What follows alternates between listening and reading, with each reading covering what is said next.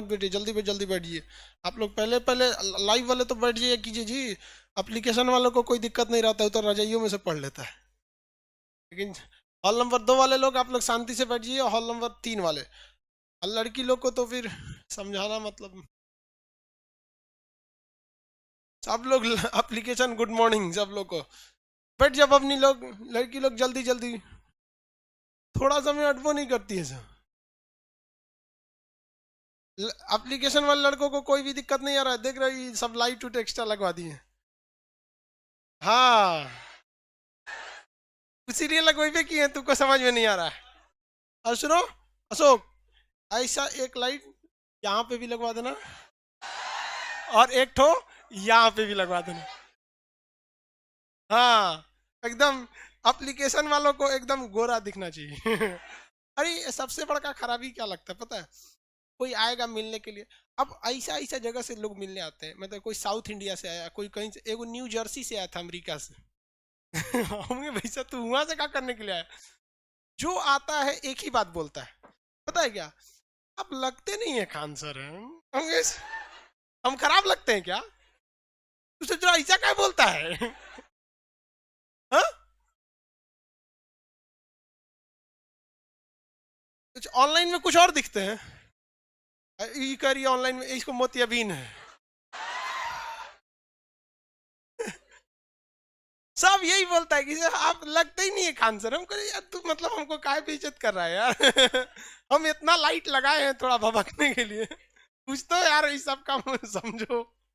उधर जो लड़की बैठी है इसके बीच से देखेगी। चलिए आगे बढ़ते हैं हम लोग। खैर कोई बात नहीं। असल में सब लोग ज्यादातर लड़के जानते हैं क्यों लोग कहने लगते हैं, हम जो होता है ना कि हाई फाई कपड़ा ना पहनते। सबसे बड़ा खराबी, हम पहन लेंगे तो हमें से रह लेना जाएगा। ये एक और दिन से पहने। जब से क्लास खुला है तब से यही पैंट पहने। हमको इस सबसे कोई फर्क नहीं पड़ता है, इसीलिए लोग कहते हैं कि आप दिखने में नहीं लगते। हमेशा एक चीज याद रखिएगा बाबू, अगर आपके कपड़े अच्छे रहेंगे ना तो लोग आपको लाइक करेंगे, लेकिन अगर विचार अच्छे रहेंगे तो लोग फॉलो करेंगे आपको। तो हमें वो लोग पसंद है नहीं जो लाइक करे। लाइक डिसलाइक हमेशा बदलते रहता है, लेकिन जो जिसे फॉलो करता है वो नहीं बदलता। क्या अब्दुल कलाम हम उन्हें फॉलो करते हैं, अपने अटल बिहारी वाजपेयी जी, राजीव दीक्षित जी, स्वामी विवेकानंद जी, कोई इन्हें कपड़ों से पसंद करता है क्या? हाँ, है ना? राजीव दीक्षित जी का कपड़ा देखिएगा, इसे कुर्ता पजामा पहन के कहीं बैठ जाते हैं। स्वामी विवेकानंद को कपड़े देख के अमेरिका में मजाक उड़ा दिया सब, उसके बाद समझ में आया बबुआ तू लोग किसका मजाक उड़ाया है। आज तक अमेरिका वालों को याद रहता है, तो भारत वालों से नहीं हटता है। कौन ठीक है, एक बार बहुत पहले ही 1893 में वो सिखा के गया है। चलिए आगे आते हैं हम लोग। सभ्यताओं के बारे में बता रहे थे, सभ्यता बताइए तो दुनिया की पहली सभ्यता कौन सी थी? मेसोपोटामिया की सभ्यता। ये मेसोपोटामिया की सभ्यता इराक में फल फूल रही थी। ये बहुत ही उपजाऊ नदियों के बीच में था, जो यूफ्रेटस तथा टिग्रिस नदियों के बीच था। यह सभ्यता पूरी तरह से एक ग्रामीण सभ्यता थी, क्योंकि यहाँ पे शहरी नियोजन देखने को नहीं मिला है, ना ही यहाँ सड़कें सीधी देखने को मिली हैं। यह सभ्यता उपजाऊ भूमि के क्षेत्र पर था। यह इराक में पाया गया था। इसमें 4 मुख्य सभ्यताएं थी, एक सोमेरियन की सभ्यता, बेबीलोन की सभ्यता, असीरिया की सभ्यता और कैट्रिया की सभ्यता। ये चारों सभ्यताओं को मिलाकर बना था हमारा मेसोपोटामिया की सभ्यता, जिसमें सबसे महत्वपूर्ण थी बेबीलोन। बेबीलोन इराक में एक जगह है जहां पर झूलता हुआ बगीचा है, और वहीं पर किसकी मृत्यु हो गई? सिकंदर। हालांकि सिकंदर की मृत्यु जो बेबीलोन के पास हुई थी, वहीं उसके घोड़ा की भी मृत्यु हुई थी, तो उस जगह का नाम बुके फराल रख दिया गया। क्या रख दिया गया? बुके फराल, क्योंकि सिकंदर के घोड़ा का नाम क्या था? बुके फराल। सिकंदर के घोड़ा का नाम क्या था? बुके फराल। किसी को कोई दिक्कत नहीं है? क्या हम मेसोपोटामिया की सभ्यता को सिंधु सभ्यता से तुलना कर सकते हैं? मेसोपोटामिया की सभ्यता को सिंधु सभ्यता से तुलना कर सकते हैं? नहीं कर सकते हैं। चलिए आप बताइए मेसोपोटामिया की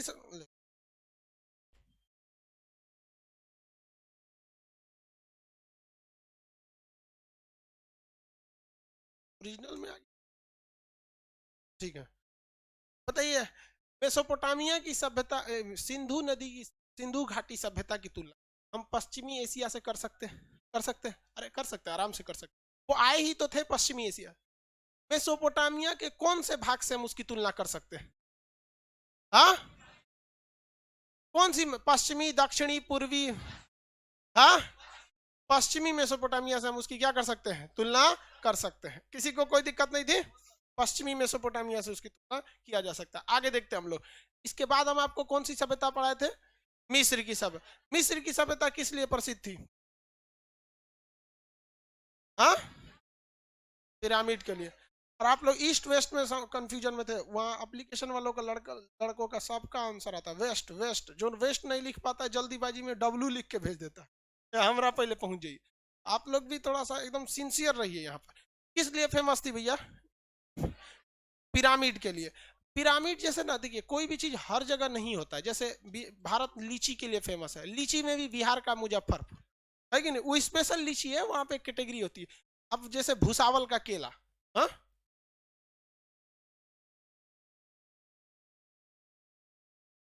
गीजा सबसे ज्यादा कहाँ का फेमस था भैया, गीजा का पिरामिड था। पिरामिड किसके शक्ल के होते थे, पहाड़ के शक्ल में होते थे सब। ये बहुत बड़े बड़े पहाड़ के शक्ल में होते थे। अब सोचिए उस वक्त सबसे बड़ा ये फेमस होने का रीजन क्या था इन पिरामिड्स का, कि इस समय जेसीबी नहीं हुआ करती थी, इस ससुरे सब चढ़ाए थे सब कैसे। उस समय होते थे गुलाम लोग। कौन होते थे, गुलाम। अब गुलाम को ना लोग जेसीबी से ज्यादा खटवा देते थे। गुलाम को किससे ज्यादा खटवा, जेसीबी से। आप अगर ये देखिएगा तो ये है आपका मिस्र का पिरामिड। इसमें आप आदमी को देखेंगे, और देखिए इसमें आप आदमी देख लीजिए, ये ये सब यहाँ टूरिस्ट घूमने गए हैं सर। लाइव वालों सब लोग को दिख रहा है, एप्लीकेशन वाले सब लोग को, ये सब टूरिस्ट घूमने गया है सर। अब इसमें से आप इस ऊंचाई को देखिए, इसका ये 20 गुना है, इतना ऊंचाई पे ये लेके कैसे गए थे सब इतना ऊंचा। और ये ईंटा का नहीं बना हुआ है, बड़े बड़े पत्थर का बना हुआ है, बहुत बड़ा बड़ा पत्थर का बना हुआ है। सोचिए कितना डिफिकल्ट होता होगा इन लोग उस वक्त में लेकर जाना वहां पर। तो ये पिरामिड के लिए फेमस थे। किसके लिए भैया, पिरामिड के लिए। ये पिरामिड बेसिकली कहाँ देखने को मिला, मिस्र के किस शहर में, गीजा में। जैसे जैसे अगर बाई दी वे मान के चलिए, भारत में, भारत एक बहुत बड़ा शहर है, देश है, इसमें बहुत सारे शहर हैं। हम कहेंगे सबसे ज्यादा फेमस यहाँ कहाँ की साड़ी है, हाँ, बनारस की। वो अलग बात है कि कोई महिला आजकल बनारसी साड़ी पहनती नहीं है, वो वहां नहीं पहन। बनारसी साड़ी पहनने के बाद महिला सबको लगता है कोई उस सबको लेमिनेशन में पैक कर दिया है, वो शादी ब्याह में कहो पहन ली से पहन ली, लेकिन बहुत फेमस है वहां की साड़ी। उसी तरह से गीजा का क्या फेमस है, पिरामिड। क्या हुआ जी आपको,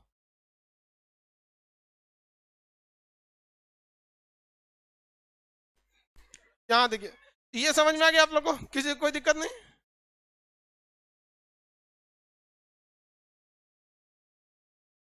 लड़की जब उठ के जाती है तो डर लगता है। एगो एगो बैच में एगो गई सीढ़िया पे गिर के बेहोश थी, बोलवो नहीं करती ऐसे कि हम बेहोश होने वाले हैं, चुपचाप जाके कहीं बेहोश हो जाएंगे।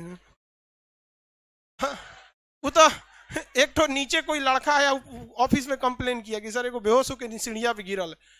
तो भगवान का दया था, वरना अगर बैचवा छोड़ दिए रहते तब वो ऐसे ही पिरामिड में हो गए, मम्मी बन गए। ये वो लोग देवताओं की भी पूजा बड़ा करते थे। मिस्र वाले लोग देवताओं की पूजा बड़ी ज्यादा किया करते थे। लोग देवताओं की पूजा क्या करते थे, वो मिस्र के लोग। और वो लोग ना मतलब एलियंस वगैरह में बहुत ज्यादा विश्वास रखा करते थे, जीन वगैरह में उन लोग का विश्वास ज्यादा था। इवन कि आप मूवी वगैरह में भी देखेंगे मिस्र के ना, तो वहाँ कुछ वो वहाँ पे ऐसी भी परंपरा थी कि आप अपनी आत्मा को मतलब दूसरे की आत्मा में डाल सकते हैं। कोई ये देवता है वो देवता है, मतलब 25 टाइप का। अब देखिए अलग अलग धर्मों की अलग अलग विचारधाराएं होती हैं। अब इसमें कोई धर्म अच्छा खराब नहीं, भाई अपनी विचारधारा है, मानिए तो भगवान, नहीं मानिएगा तो पत्थर, है कि नहीं। तो वैसे इन लोग की विचारधारा थी। तो ये गीजा का क्या हो गया, पिरामिड हो गया। किसी को कोई दिक्कत नहीं है इसमें। पिरामिड कोई फेमस चीज मतलब बस ये था कि बिना जेसीबी, बिना किसी चीज के मदद से उतने बड़े बड़े पत्थरों को गुलामों की मदद से, हाथी की मदद से खींच खींच कर क्या किया गया, चढ़ाया गया था। जो इंजीनियरिंग का एक बहुत बेमिसाल नमूना था यहाँ पर। और एक दो ठो नहीं थे, एक ठो पूरा शहर ही था गीजा। जहां देखेंगे तो आर्टिफिशियल पहाड़ उन लोगों ने क्या कर दिया था, खड़ा कर दिया था मिस्र की सभ्यता में। किसी को कोई दिक्कत नहीं है मिस्र की सभ्यता में। आगे बढ़ जाए, यहाँ का एक और चीज बताइए क्या फेमस है, हाँ, मम्मी फेमस है। कौन है, मम्मी। इजिप्ट, इजिप्ट में यही सब देखिए लाश रख दिया जाता था ऐसे, लाश अभी भी है सभी सब। लेप लगा के लाश रख दिया गया। अब देखिए लाश तो लाश होती है भैया, जिंदा तो है नहीं, लेकिन फिर भी उन लोग के शरीर मतलब पूरी तरह से खराब नहीं होते, वैसे फ्रेम में रखे हैं। एक केमिकल लगा के लगा दिया जाता था, इसी को क्या कहा गया, मम्मी कहा गया। बताएंगे सबसे फेमस मिस्र का कौन सा राजा था?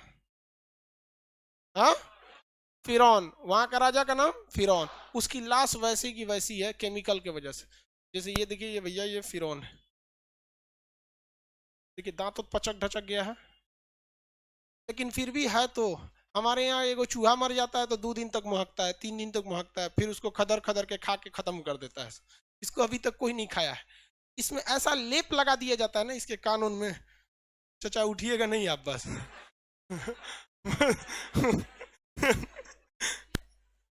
उठ जाएगा तो दिक्कत हो जाएगा। अब इसको चींटी खइबे नहीं करेगी, चींटी नहीं खाती है।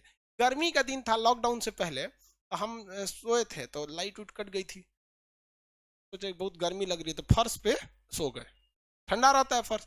तो जो सब चींटी चारों ओर से मतलब घेर ली थी सबको, और बहुत खुश थी सबकी, इतना बड़ा आदमी मरा है, इसको कम से कम 1 महीना का राशन का इंतजाम हो गया। हम उन सबको उठ के भगाएंगे, भाग कहीं कभी जिंदा है रे हम यहाँ। मतलब वो लोग एकदम खुश थी सबके, मर गया ही खान साहब। तो ये सबको चींटी वगैरह नहीं लगेगी सब, क्यों? क्योंकि इसमें क्या लगा हुआ है, केमिकल। हवाओं का भी कोई खास असर नहीं पड़ेगा, इनमें ऑक्सीडेशन नहीं होगा। ऑक्सीडेशन का मतलब होता है कोई भी चीज का सड़ जाना। तो ये मम्मी को लगा दिया जाता था, इसे शीशा में पैक कर दिया जाता था यहाँ पर। तो यही है, यहाँ पे ज्यादातर वहां पे ऐसे ही रखे जाते थे यहाँ पर। हालांकि इस्लामिक परंपरा के हिसाब से उन लोग का कहना है कि फिरौन को मतलब ईश्वर ने श्राप दिया था कि कयामत तक तुम्हारी लाश को न मिट्टी लेगी, न आग जलाएगी, न मतलब हवा सड़ाएगी, न ऐसे करके। वो धार्मिक परंपरा है भाई। सब धार्मिक अपने जगह पे, साइंस अपने जगह पे, दोनों में नहीं जमता है, नहीं समझे? दोनों में जो आपको अच्छा लगे आप मानिए। ये भी वही है चाचा, दूसरे हैं ये कोई। उंगली उंगली देख रहे हैं इनका, चाइना का नहीं है। चाइना आदमी मरने के बाद चाइनीज के शकल का हो जाता है। ये इनकी उंगली वगैरह पे लेप लगा दिया गया। कुछ ना कुछ तो सड़ेगा ही, एकदम ऐसे ऐसे थोड़ा रहेगा नहीं, कुछ ना कुछ क्या लगेगा, सड़ेगा ही। मरा हुआ आदमी, और ये 1-2 दिन का पुराना थोड़ी है भाई साहब। मिस्र की सभ्यता जो थी वो ईसा मसीह के जन्म से 3100 ईसा पूर्व थी, यानी सिंधु सभ्यता से भी क्या थी, वो पुरानी थी। अगर वर्तमान से देखेंगे तो उसको मान के चलिए ईसा मसीह के जन्म से 3000 साल पहले। 3100 का मतलब कितना हो जाएगा, 3000। हाँ, और इधर वाले के लिए क्या हो जाएगा, 5000 हो जाएगा। क्या हो जाएगा, 5000। तो टोटल 2000 इधर, 3000 इधर, 5000 साल पुराना है। 5000 साल में इधर तो लोहा गल जाता है। समझ में आएगी नहीं? आ गया? चलिए आगे बढ़ जाए। अब इसमें और क्या चीज थी मिस्र की सभ्यता में, क्या हुआ? हाँ, जाइए, गेट बंद हो गया जी, खोल दीजिए। आपको बुला गेट खुलवाइए।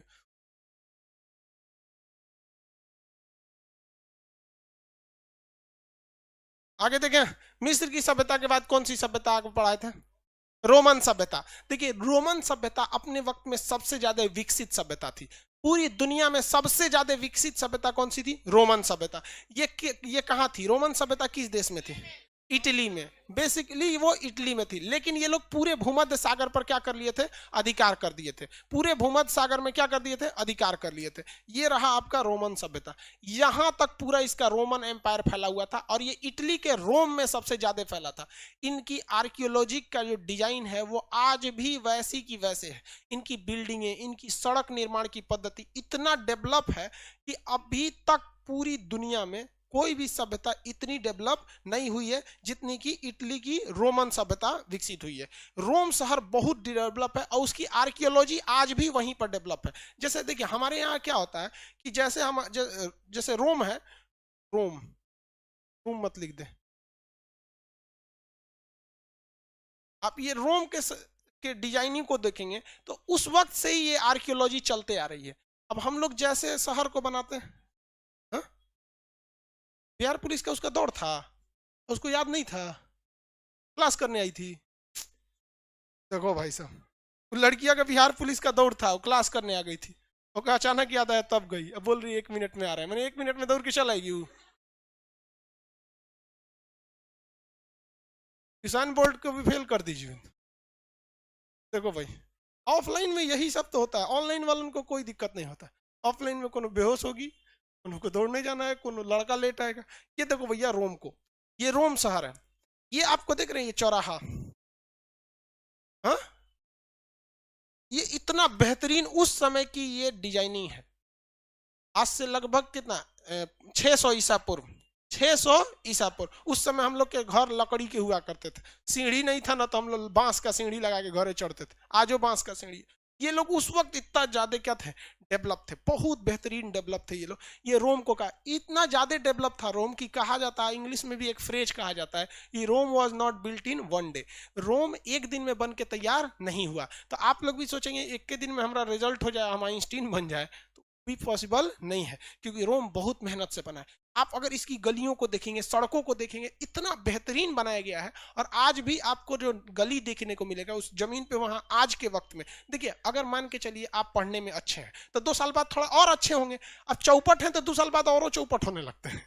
अब जैसे आपको क्या लगता है, आप 50 साल बाद भी आएंगे पटना के इस मुसल्लापुर एरिया में, यहाँ बहुत ज्यादा विकास देखने को नहीं मिलेगा, क्योंकि लोगों की मेंटेलिटी है जमीन खरीदो, 10 फीट आगे सड़क फेंक दो, इसे पब्लिक को दिक्कत होगा, उस पर सड़क फेंक देगा। अब आखिरी सीढ़िया पे, जैसे घर लिया, आखिरी सीढ़ी पे बैठ के सुबेरे बरस करेगा, अब फिर जहां तक थूक देगा वहां पे। अब किसी मोटरसाइकिल वाले से लड़ गया तो फिर तू बिना पिटाए यहां से जा नहीं सकता, नहीं जा सकते यहाँ। लेकिन रोम में ऐसा व्यवस्था नहीं है, वहां बहुत सिस्टमेटिक ढंग से बनाया गया, जिसके पीछे एक रीजन भी है, जनसंख्या वहां पे बहुत कम है। जनसंख्या ज्यादा रहने पे क्या हो जाता है, दिक्कत हो जाता है। समझ में आ गया कि नहीं आ गया? आगे बढ़े, किसी को कोई दिक्कत नहीं। ये कौन सा था, रोम। आगे बढ़ जाए, रोमन सभ्यता का सबसे ज्यादा विकास कहां देखने को मिला, मतलब भूमध्य सागर के पास। रोमन सभ्यता का सबसे ज्यादा विकास कहां देखने, भूमध्य सागर के पास। भूमध्य सागर के पास कौन सा महाद्वीप है, मतलब ज्यादातर यूरोप से उसका एरिया, हालांकि वहां पे तो एशिया भी है, अफ्रीका भी है, यूरोप भी है, लेकिन ज्यादातर विकास कहां देखने को मिला, यूरोप में ही उसको देखने को मिला। रोमन सभ्यता कितनी साल पुरानी थी भाई, हाँ 600 ईसा पूर्व। आज भी ये बहुत ज्यादा डेवलप है। अब रोम में जो राजा रहते थे लोग ना, रोम के राजा, वो उस वक्त में भी पार्लियामेंट में रहते थे। मतलब जब हमारे यहाँ पार्लियामेंट नहीं था, अब तो आजादी के बाद ना हमारे यहाँ संसद होने लगा, वरना अशोक के वक्त में भी कौन सा बहुत बड़ा संसद होता था, नहीं होता था। हालांकि लिच्छवी जो हमारे यहाँ एरिया था, वो दुनिया का पहला गणतंत्र था, मतलब राजा का चुनाव होता था, लेकिन चुनाव के बाद राजा डिसीजन क्या लेगा इसका कोई चुनाव नहीं होता था। लेकिन वो रोम थे, वहां पे पहले भी डिसीजन लिए जाते थे। तो वहां एक बहुत बड़ा राजा था, वहां पे 2 राजे वहां के बहुत फेमस हुए हैं, एक का नाम था ऑगस्टस, एक का नाम था जूलियस सीजर। जूलियस सीजर का कहानी ड्रामा किसने लिखा है, विलियम शेक्सपियर। विलियम शेक्सपियर बहुत बड़े ड्रामेटिस्ट थे। उन्हें भारत का विलियम शेक्सपियर किसे कहा जाता है, कालिदास को। भारत का शेक्सपियर कालिदास को कहा। इन्होंने एक पोएट लिखा था जिसका नाम था जूलियस सीजर। जूलियस सीजर एक बहुत भी ईमानदार राजा था, और वो एकदम गरीब परिवार से जाकर एकदम राजा की उपाधि लिया। अगर जूलियस सीजर की प्रारंभिक जीवन को आप देखना चाहते हैं तो भारत में कुछ लोगों से आप देख सकते हैं, जैसे भीमराव अम्बेडकर एकदम गरीब परिवार से आगे गए, नरेंद्र मोदी चाय बेचकर आगे आए, एपीजे अब्दुल कलाम गरीबी झेल के आगे आए। देखिए इसमें हंसने की बात नहीं भाई, नरेंद्र मोदी ने चाय बेच के आगे आए, इसमें आप हंस क्यों रहे हैं, गलत क्या है भाई, एक प्रेरणा का स्रोत है। एपीजे अब्दुल कलाम गरीबी झेल के आगे आए कि नहीं, बहुत बहुत ये लोग प्रेरणा के स्रोत है। भीमराव अम्बेडकर को क्लास में बैठ के पढ़ने नहीं दिया जाता था, बाहर बैठ के पढ़ते थे, वहां पे झोपड़ी होती थी, उसके बाहर बैठ के पढ़ा करते थे। तो ऐसे वैसे जूलियस सीजर भी था, लेकिन जूलियस सीजर से जलने वाले बहुत सारे लोग थे। जब आप आगे बढ़ते हैं ना, तो नो डाउट आप जितने फेमस होते जाते हैं उतने लोगों के नजर में चढ़ने लगते हैं, नजर में उतने ज्यादा क्या हो जाते हैं, चढ़ जाते हैं। कल का हमारा, हम आपको बताते क्या, इसमें दिखाते कैसे आपको, मतलब कल एक वीडियो डाले थे हम ट्रैक्टर रैली वाले पे। तो ट्रैक्टर रैली पे हम आपको, अब उसको यूट्यूब पे जब बनाएंगे तो दिखाएंगे, 2 घंटे में, 2 घंटे विद इन 2 आवर्स में मेरे वीडियो पे 1 मिलियन व्यूज गए थे, तब 10 लाख लोग देखे थे, 2 घंटे में 10 लाख। लेकिन अगर आप YouTube खोल के देख रहे होंगे लोग ना, तो वहां दिख रहा होगा 4 लाख। ये फ्रीज हो चुका था, मेरा अकाउंट को कल फ्रीज किया गया था टोटल, वहां पे बढ़ ही नहीं रहा था, लाइक बढ़ रहे थे, डिसलाइक बढ़ रहे थे, कमेंट बढ़ रहे थे, बट व्यूज 4 लाख के 4 लाख पे रुके थे। हम कहे सोच रहा हमारा हैक तो ना हो गया यहाँ पे, ये बात का डर लगता है, हैक तो नहीं हो गया। लेकिन बाद में पता किए एक दो लोग को, बड़का बड़का सब यूट्यूबर जो है सब, अब हम लोग तो टीचर हैं, यूट्यूब के बारे में कौन जानकारी ही नहीं है, सोचा कौन चीज टैग होता है, कौन चीज हैशटैग होता है, बना के डाल दिया, काम खत्म।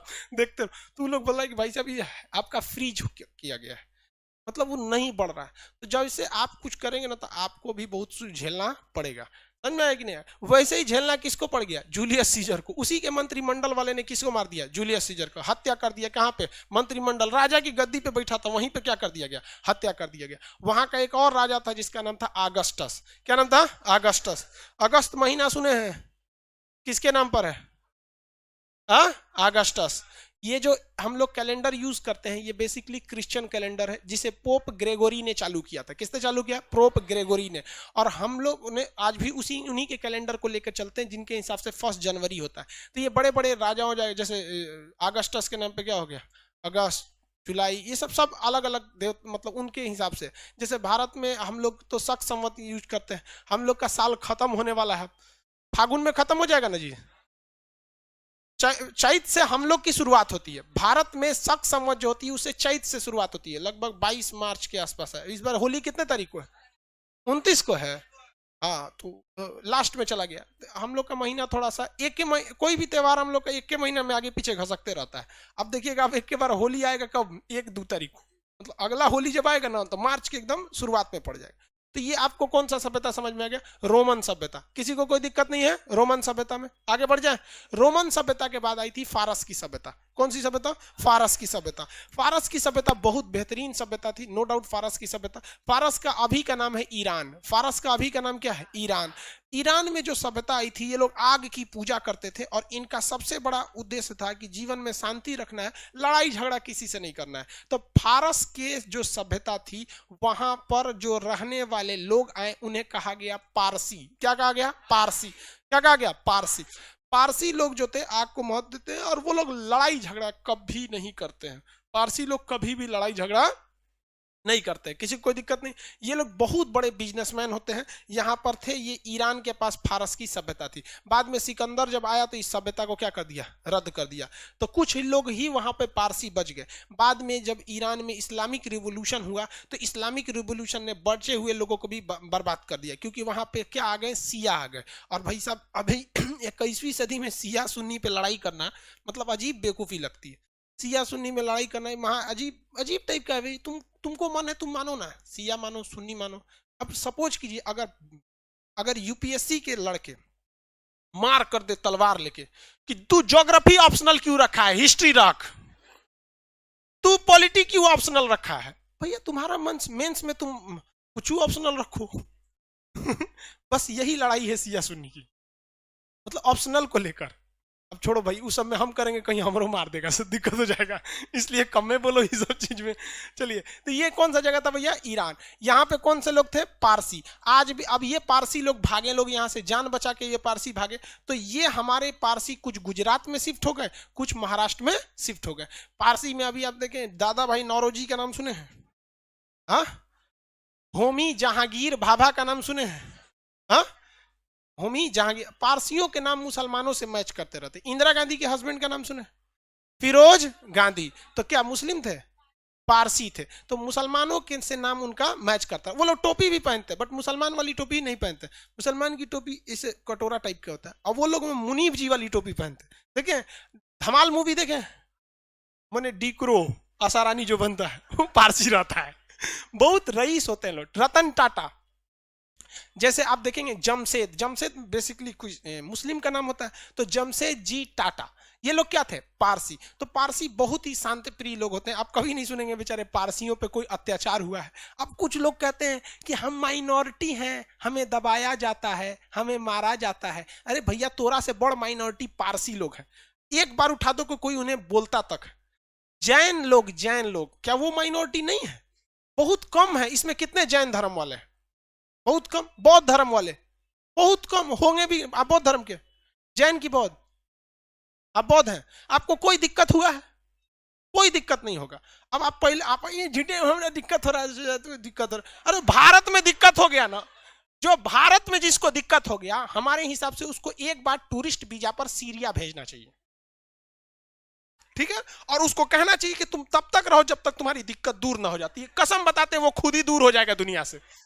यहाँ मुट्ठी भर पारसी लोग, जैन लोग, कुछ कभी दिक्कत हुआ नहीं हुआ। अब तू जबरदस्ती आई अभी, लेकिन एक चीज पे दिक्कत होगा, यहाँ पे कंफर्म दिक्कत होगा। अब चाहे आप मेजॉरिटी है चाहे माइनॉरिटी है, अगर यहाँ आप किसी को टॉर्चर कीजिएगा ना तो यहाँ से सिकंदरों ठोका के गए हैं, तो तुम मेजॉरिटी और माइनॉरिटी भूल जाओ यहाँ से यहाँ पे। लेकिन अगर आप यहाँ शांति से रहेंगे ना, शांति से रहेंगे ना, तो आपको कोई कुछ नहीं कहेगा, क्योंकि हम लोग वसुधैव कुटुंबकम वाले हैं। लेकिन अगर सबको कूटने वाले भी हैं, अगर आप नौटंकी करिएगा तो यहाँ पे समझ में आया कि नहीं? तो इसलिए हम लोग क्या थोड़ा ठीक था। तो ये लोग कहाँ पे आ गए लोग भैया? भारत में आ गए लोग। फारसी, फारस के रहने वाले को क्या कहा गया था? पारसी।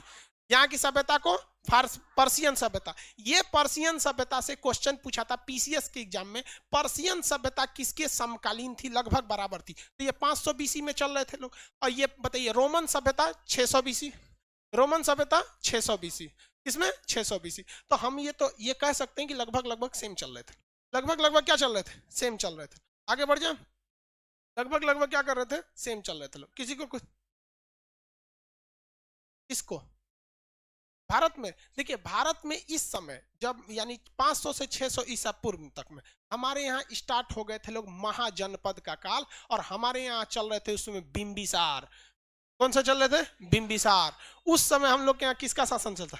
बिंदुसार नहीं, बिंबिसार का शासन चल रहा था। अजात शत्रु, लिच्छवी गणराज्य, जैसे मगध महाजनपद, तो मगध महाजनपद वगैरह सब इसी के समकालीन थे। तो जिस समय हम लोग मगध महाजनपद में चल रहे थे, तो हमारा मगध महाजनपद भी मतलब नगरीय था लेकिन आधुनिक नहीं था।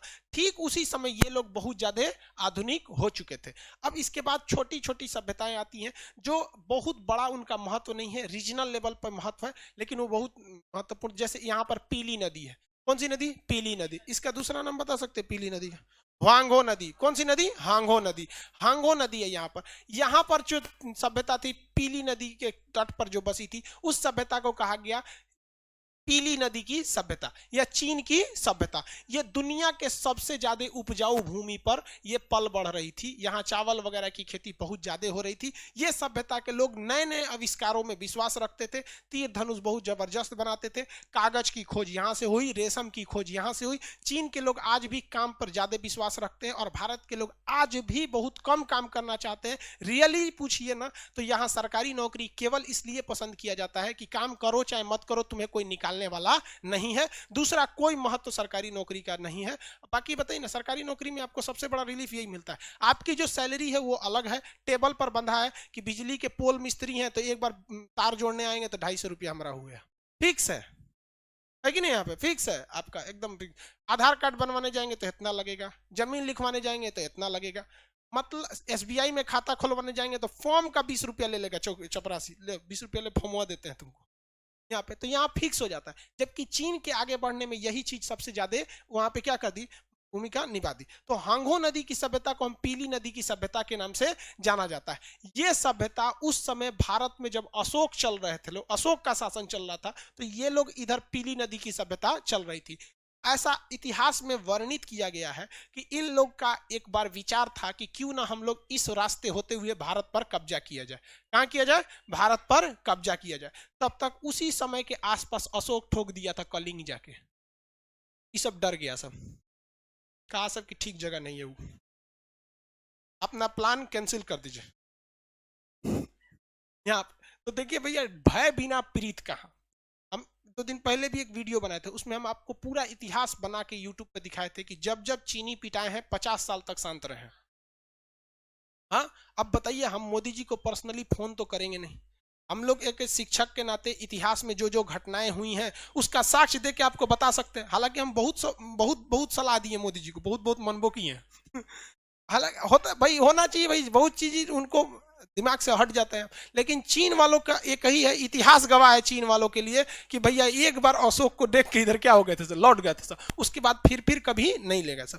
बाद में ये पीली नदी की सभ्यता और बढ़ने लगी थी, और ये आज के वक्त में पीली नदी की सभ्यता और इधर वाले लोग जो होते हैं आज के वक्त में कहलाते हैं हान चाइना। क्या कहलाते हैं? हान चाइना। एक्चुअली में हमारे देश में भी अगर आप देखेंगे तो कुछ जगह पे वर्चस्व की लड़ाई चलती है कि हम ऊंचे जात के, तुम नीचे जाति को। हालांकि ये परंपरा अब धीरे धीरे धीरे खत्म हो रही है और होना भी चाहिए। तो हान चाइना के लोग ही अपने आप को चाइना वाला समझते हैं, बाकी लोगों को ये नौकर और तुच्छ समझते हैं। जैसे ये इनर मंगोलिया हो गया, तिब्बत हो गया, सिंजियांग हो गया। सिंजियांग में तो मुस्लिम रहते हैं चाइना में, और कह देता है कि भैया तुम लोग मुस्लिम वाला हिसाब मत समझ जाए, भारत वाला नहीं है यहाँ पे कि तुम। वहां मौलाना लोग जहां कुछ करते हैं तो उन लोग से डांस कराने लगता है। वहां मौलाना का डांस होता है चाइना में। सोचिए, यहाँ पर मजाल नहीं कोई कुछ बोल सकते हैं। दाढ़ी का साइज दिया है 6 इंच से ज्यादा हो गया, नाचना पड़ेगा आपको। बेचारा नापते रहता है लोग वहां पर। कुरान शरीफ में वो चेंजिंग करके पढ़ाता है कि आपको ये कुरान पढ़ना पड़ेगा। वहां पे महिलाओं का अगर घुटना ढक गया तो काट देता है चौराहा पे। अगर सपोज कीजिए यहाँ तक का कपड़ा पहन ली, महिलाएं तो वैसे भी यहाँ तक का कपड़ा पहनती है, वहां काट देता है। चाकू लेके वहां पुलिस घूमती है, वहां काट देती है। समझ में आ गया कि नहीं आ गया? और ये पाकिस्तान को नहीं दिखता है कि चाइना ऐसा कर रहा है। समझ में आ गया कि नहीं आ गया? और भारत में कुछ हो जाएगा तो इस्लाम खतरे में है, भारत में।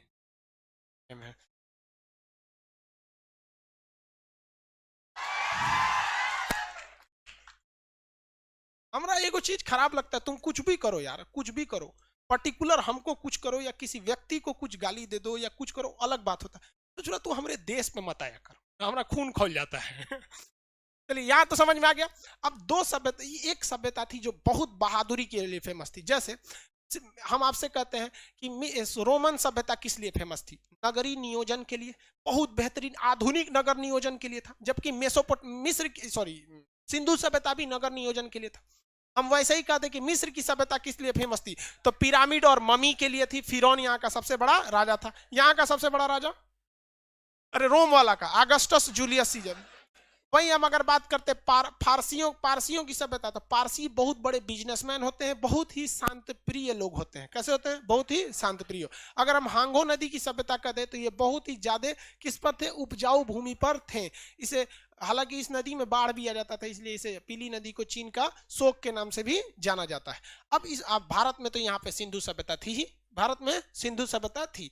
अब यहाँ पर देखेंगे ग्रीस के पास, यहाँ एक जगह है ग्रीस। कौन सा है? ग्रीस।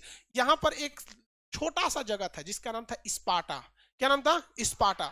बहुत ही छोटा जगह था स्पार्टा, लेकिन स्पार्टा के लोग जो थे बहुत ही ज्यादा स्वाभिमानी थे। स्पार्टा के लोग बहुत ज्यादा स्वाभिमानी थे, वो किसी के आगे झुकते नहीं थे। स्पार्टा के पास कुल 300 की फौज थी। 300 की, कितने की फौज? 100 की फौज स्पार्टा के पास। लेकिन यहाँ के फौजी को ट्रेनिंग लेने के, यहाँ के फौजियों का ट्रेनिंग जो पीरियड होता था 5 से 10 साल होता था। हमारे यहाँ आज भी 10 महीना में ट्रेनिंग खत्म हो जाता। अगर आप एनडीए में जाएंगे तो अलग बात है कि 3 साल खड़गवासला में, 1.5 साल आईएनए में जाना पड़ेगा, 4.5 साल। समझ में नहीं आ गया? तो ऑफिसर्स के लिए वो ज्यादा होता है। लेकिन इन लोग की ट्रेनिंग जानते कितने साल से शुरू होती थी? 6 साल से। 6 साल के लड़के को फौजी बनाने की ट्रेनिंग दी जाती थी।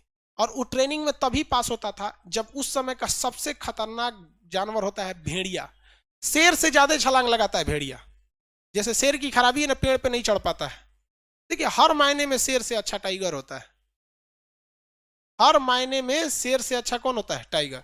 लेकिन टाइगर जो होता है ना, वो अगर किसी शिकार को पीछा कर रहा है और देखता है कि शिकार ज्यादा दूर चला गया है और इधर दूसरे कोनो शिकार है, तो उसको छोड़ के दूसरा को खा जाता है।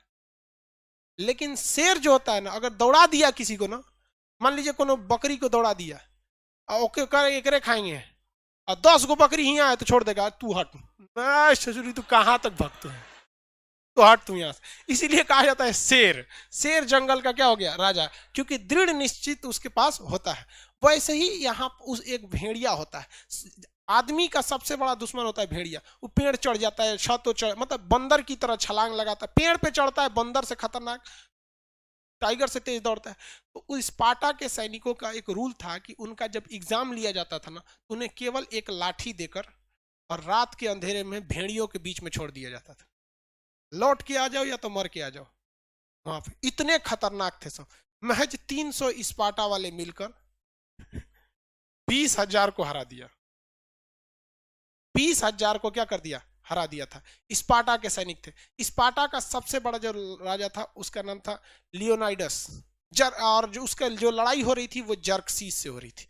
लियोनाइडस और जर्कसीस स्पार्टा के दो सबसे बड़े, मतलब देखिए, जर्कसीस चाहता था स्पार्टा को कब्जा कर सके। ये स्पार्टा एक क्या था? छोटा सा जगह था। ये जगह कौन था? छोटा सा स्पार्टा। इस एरिया का राजा जर्कसीस क्या करना चाहता था? हमला करना चाहता था। लेकिन स्पार्टा का जो राजा था उसका नाम क्या था? लियोनाइडस। क्या नाम था? लियोनाइडस। तो लियोनाइडस ने हरा दिया। हालांकि लियोनाइडस के साथ छल कपट हो गया, जिस वजह से लियोनाइडस भी अंत में क्या हो गया? मारा गया। स्पार्टा ये छोटा सा जगह है।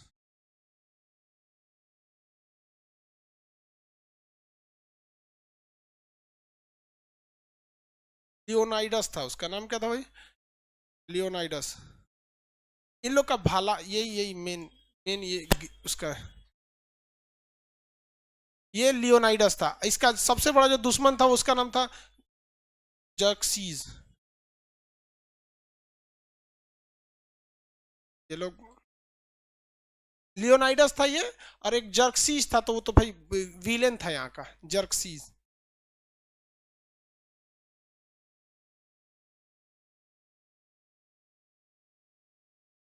कई चचोई का दिख दिया, मशीन दे दिया।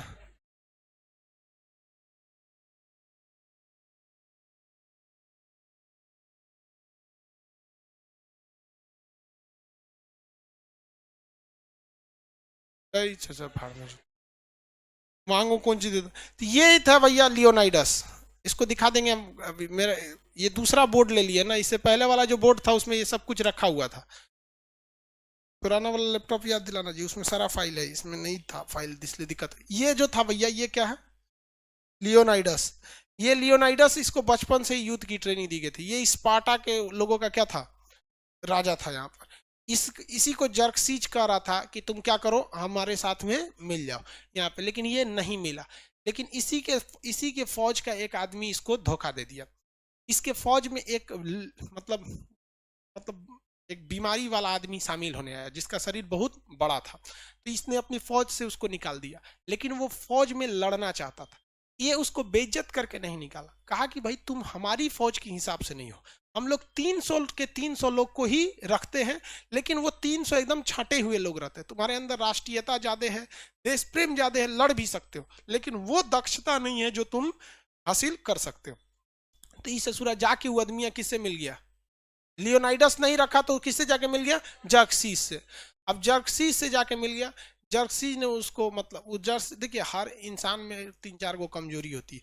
या तो ससुरा उस शराब के नशा में चल जाएगा, वाइन, या तो वो वेल्थ में चल जाएगा, तो पैसा के लालच में, नहीं तो वो वुमेन में चल जाएगा। बर्बादी का 3 कारण ये होता है, ठीक है? तो उसको उसने किसका लालच दे दिया? वुमेन। समझ में आ गया? वो जाके मिल गया किससे? जर्कसीस से। और जर्कसीस से उसने जाकर वो खुफिया रास्ता बता दिया जिससे कि इन लोग को हमला किया जा सके, वरना ये लोग को हराना नामुमकिन था अगर वो नहीं मिला रहता तो। फिर भी ये युद्ध के मैदान में शहीद हो गया, और इसको बहुत सारे तीर लगे थे। अंतिम शासन में अंतिम सांस में इसने यही बोला था कि इतिहास जब भी पढ़ाया जाएगा तो जर्कसीस तुम्हें एक कायर राजा के तौर पे ही देखा जाएगा। और इतिहास कभी भी अगर हमको देखेगी, और इतिहास में जब पढ़ाया जाएगा कि इतिहास का एक शासक था लियोनाइडस, जो 300 के सामने, लाखों के सामने अपने आप को घुटने नहीं टेका। इतिहास कभी बदला नहीं जा सकता है। हम भी हमेशा के लिए अमर नहीं है। जर्कसीस तुम भी हमेशा के लिए अमर नहीं हो, लेकिन तुम मरोगे। मरने के बाद तुम्हें एक कायर की तरह देखा जाएगा, और मरने के बाद हमेशा हमेशा एक योद्धा की तरह देखा जाएगा। सैल्यूट ऐसे मतलब इतिहास के ऐसे योद्धाओं को। हकीकत बात भी, सब कुछ अपना मतलब अपना जमीर नहीं बेचना चाहिए किसी लोग को भी। आज भी इतिहास में आदमी पढ़ाता है, कौन है, हमने को कौन मतलब है इन लोग से, नहीं। लेकिन ऐसे ही भगत सिंह हो गए, चंद्रशेखर, हाँ, कुलदीप सिंह चांदपुरी के उनका तो 1971 वाला वीडियो बनाए हैं। वो भी सेम यही कहानी थी भारत में कुलदीप सिंह चांदपुरी की। जब 1971 की लड़ाई हो रही थी ना, तो उनके पास महज 90 फौजी थे। 90 फौजी थे, और 30 लोगों की सप्लाई रेजिमेंट, मतलब सप्लाई के लिए थे। मतलब टोटल मान के चलिए 120, और उधर से पाकिस्तान के 6000 से ज्यादा फौजी थे। रात भर खदेड़ दिया उन लोगों ने, सुबह एयरफोर्स आके धो दी थी। तो वैसे ही भारत में भी ऐसे मिले हैं लोग। तो ये जो स्पार्टा की लड़ाई थी, स्पार्टा एक बहुत ही छोटा सा जगह था। अब खुद सोचिए ना, कोई देश जिसके पास केवल 300 फौजी हो, तो देश कितना बड़ा होगा। लेकिन 300 में भी उन लोगों ने क्या कर दिया, दिखा दिया। तो भाई देखिए, विभीषण हर जगह होते हैं सब। भारत के लोगों को कभी भी मोहम्मद गौरी से डर नहीं लगता। भारत के लोगों को डर लगता है तो जयचंदो से, वरना हमें हराने वाला कोई पैदा नहीं हुआ था। अगर भारत के छोटे मोटे राजा साथ नहीं दिए रहते अंग्रेजों का, तो ये ससुरे अंग्रेज सब खरगोश की तरह दिखने वाला भारत पे शासन कर देता। हम लोग में आपस में फूट कर करके हम लोग को तोड़ा गया। तो ये मेनली दुनिया की ये बड़ी बड़ी सभ्यताएं थी जिसके बारे में आपको आइडिया लग गया। किसी को कोई दिक्कत नहीं? आगे बढ़े, क्वेश्चन पूछे, जगह दिखा के बता सकते हैं। ये कौन सी सभ्यता है? हाँ, मिस्र की सभ्यता। कौन सी? मिस्र। ये रोम की सभ्यता है, रोम की। चलिए अब आगे बताएंगे हम, एक बार में पूछ। ये कौन सी है भैया? मिस्र। इसको बताइए।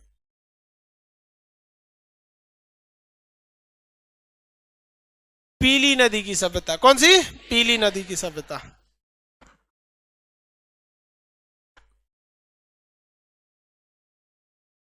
ये कौन सी है? फारस की सभ्यता। फारस की सभ्यता, फारस की, पीली नदी की थी। ये कौन सा है? सिंधु सभ्यता। हड़प्पा सभ्यता या सिंधु सभ्यता। आप इसे हड़प्पा कहिए या फिर सिंधु सभ्यता। किसी को कोई दिक्कत नहीं? आगे बढ़ जाए। ये छोटका सा कौन सा था? छोटा सा स्पार्टा। स्पार्टा का राजा का नाम लियोनाइडस। स्पार्टा का राजा का नाम लियोनाइडस। किससे युद्ध किया था? जर्क्सीस। किससे युद्ध किया? जर्क्सीस से। जूलियस सीजर और अगस्टस कहाँ के राजा थे? रोम के। जूलियस सीजर और अगस्टस रोम। कहाँ के थे भैया? रोम। आगे बढ़े। गीजा में क्या प्रसिद्ध है? गीजा का पिरामिड पे। सबसे ज्यादा विकसित सभ्यता कौन सी थी? हाँ, रोम। दुनिया की पहली नगरीय सभ्यता। दुनिया की पहली नगरीय सभ्यता रोम। विश्व की पहली नगरीय सभ्यता मेसोपोटामिया। सिंधु। सही है। एप्लीकेशन वाले लोग सही है। यहाँ आधा लोग रोम बोल। दुनिया की पहली नगरीय यानी शहरी सभ्यता कौन थी? हाँ, सिंधु सभ्यता थी। इसमें क्या सोचना है आप लोग को जी? सिंधु सभ्यता थी, वही जो आप हड़प्पा कही है सिंधु सभ्यता। दुनिया की पहली सभ्यता हाँ, मेसोपोटामिया की सभ्यता। मेसोपोटामिया की सभ्यता। ईरान में कौन सी सभ्यता थी? फारस की सभ्यता। लियोनाइडस कहाँ का? स्पार्टा से। आगे बढ़ जाए। इसका युद्ध किससे हुआ? ममी कहाँ के थे? हाँ, मिस्र में।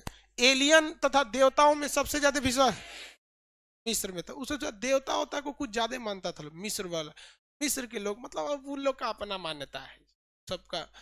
आत्मा मतलब उन लोग में कुछ अजीब अजीब चीज थी। जैसे हमारे अंदर एक ही आत्मा है, तो मिस्र के लोगों का कहना था कि हम अपनी आत्मा का कई टुकड़े कर सकते हैं और उसको अलग अलग जगहों पे रख सकते हैं, है कि नहीं? जैसे मान लीजिए हम आत्मा का 2 टुकड़ा कर दिए, ठीक है, एगो डाल दिए गूगल ड्राइव में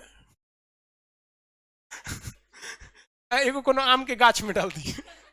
अगर आम का गाछ कटा गया तो मेरा जितना % इक्विटी यानी शेयर था उस आत्मा का उतना चला गया उसमें। अब इसी पर आधारित आपका देखेंगे, हैरी पॉटर देखे हैं? उसमें एगो वोल्डेमॉर्ट, हाँ, वोल्डेमॉर्ट ने अपने पता नहीं क्या बनाया रहता उसको हरक्रक्स बना रहता है। हरक्रक्स मतलब अपनी आत्मा के 8 टुकड़े किए रहते हैं, उसमें एगो टुकड़ा हैरी पॉटर भी रहता है। मतलब तू उसको मारेगा ना तो अपने ही मर जाएगा। तो ये लोग बहुत ज्यादा आत्मा भूत प्रेत इस सब में विश्वास रखा करते थे। तो ये आपकी क्या चीज खत्म हो गई? सभ्यता खत्म हो गई। अब कुछ क्वेश्चन पूछे पुराना, बता सकते हैं कि नहीं बता? चित्रित धूसर मृतभांड शैली किस काल की थी? हाँ, चित्रित धूसर मृतभांड वैदिक काल की थी। इस किस कलर की थी? ये ग्रे। कौन सी कलर? उत्तर काले चमकीले मृतभांड महाजनपद। कौन सा? महा। सर्वाधिक रासायनिक चीजों का प्रयोग किसमें हुआ? हाँ, चमकीले मृतभांड। चमकीले मृतभांड। गैरिक मृतभांड हड़प्पा। गैरिक मृतभांड, गैरिक मृतभांड किस कलर के थे? गैरिक मृतभांड लाल। गैरिक मृतभांड लाल कलर के थे। किसी को कोई दिक्कत नहीं इसमें? आगे बढ़ जाए। कौन सा ऐसा मृतभांड था जो तीनों सभ्यताओं में पाया गया? कृष्ण लोहित या काले लाल मृदभांड। काले लाल मृदभांडों की आयु ज्ञात करने के लिए कौन सी विधि हुई? थर्मोल्यूमिनेसेंस। थर्मोल्यूमिनेसेंस। मृदभांड का अध्ययन भारत में किसने चालू किया? टीबी लाल। और दुनिया में? सिलेंडर। किसने? सिलेंडर नहीं, सिलेंडर नहीं। मृदभांड किस काल से मिलना चालू हुए? नौ पाषाण। और कब तक मिले भैया? वो तो अब तक भी मिलता है। हा?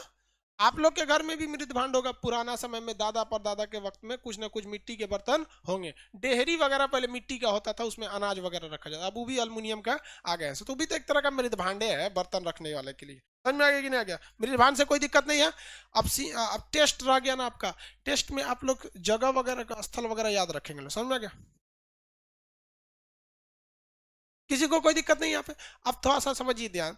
यहाँ पे एप्लीकेशन वालों के लिए अलग सूचना है, लाइव वालों के लिए अलग सूचना है, पटना वालों के लिए अलग सूचना है।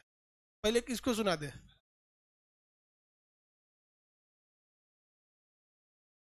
एप्लीकेशन वालों के लिए एक सूचना थी कि भाई आपका पहले एप्लीकेशन वालों को सुना देते हैं, नहीं तो तू लोग भागने लगेगा।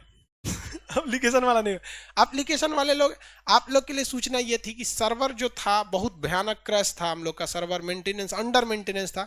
अभी सर्वर को जो मतलब बहुत ज्यादा एक्सटेंड कर दिया गया, जिस वजह से आपकी ज्योग्राफी क्लास पे सबसे बुरा असर पड़ा था। जिस वक्त सर्वर क्रैश था ना, उस वक्त ज्योग्राफी का क्लास लाइव था। तो उस वक्त जिस समय में ही क्रैश होता है ना, उस समय थोड़ा सा टाइम लग जाता है।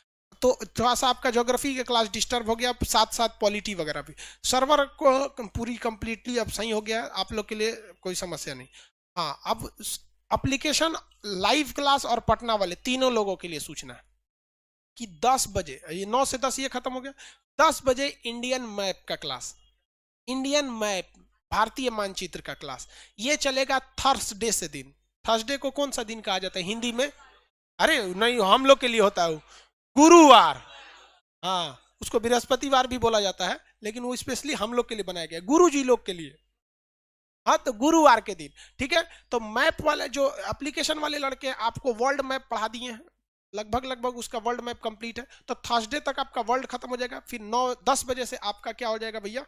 इंडियन मैप चालू होगा। ठीक है। एडमिशन नहीं बोलेंगे, होगा ही नहीं। जगह एप्लीकेशन में देख के रखना, वरना वो क्रैश कर देगा सब एडमिशन के चक्कर में। एप्लीकेशन पे एडमिशन ही नहीं लेना है। मैप का एडमिशन एप्लीकेशन पे नहीं होगा। जो लड़के पढ़ रहे हैं वर्ल्ड मैप, वो चुपचाप आके उन्हीं को उसमें शिफ्ट कर दिया जाएगा। आपको इंडियन मैप पढ़ा दिया जाएगा। यहाँ पर आपका इंडियन मैप में अलग एडमिशन होता है और वर्ल्ड मैप में अलग होता है।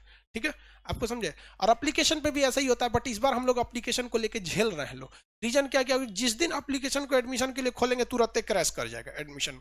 इस वजह से भाई हम आपको बस उसमें शिफ्ट कर देंगे। और आप इसमें क्या नाम है, एप्लीकेशन वाले भी लड़के एक चीज याद रखिएगा कि जो बैच आपका ऑफलाइन के साथ चल रहा है, उसमें कोई प्रॉब्लम नहीं आएगा। जैसे हिस्ट्री ऑफलाइन के साथ चल रहा है, क्योंकि प्रॉब्लम आया तो फिर हमको प्रॉब्लम हो जाएगा।